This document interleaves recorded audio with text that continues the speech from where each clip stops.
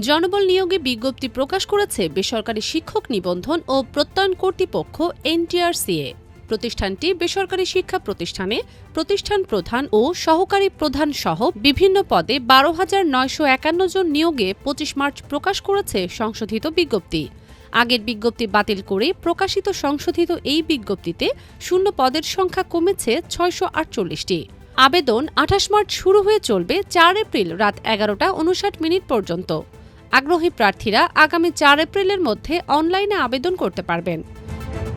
সংশোধিত বিজ্ঞপ্তি অনুযায়ী বিভিন্ন অধিদপ্তরে শূন্য পদের সংখ্যা হল মাধ্যমিক ও উচ্চশিক্ষা অধিদপ্তর মাউশির ৯,৭০৮টি, কারিগরি শিক্ষা অধিদপ্তরে ১১২টি এবং মাদ্রাসা শিক্ষা অধিদপ্তরে ৩,১৩১টি। আগ্রহী প্রার্থীদের নির্ধারিত সময়ের মধ্যে অনলাইনে আবেদন করতে হবে। আবেদন ফি ৩৫০ টাকা, যা জমা দেওয়া যাবে আগামী ৫ এপ্রিল রাত ১১:৫৯ পর্যন্ত। নিয়োগপ্রাপ্তরা সরকারি বিধি অনুযায়ী বেতন ও অন্যান্য সুযোগ সুবিধা পাবেন। এছাড়া এমসিকিউ পরীক্ষার সম্ভাব্য তারিখ নির্ধারণ করা হয়েছে আগামী ১৮ এপ্রিল ২০২৬।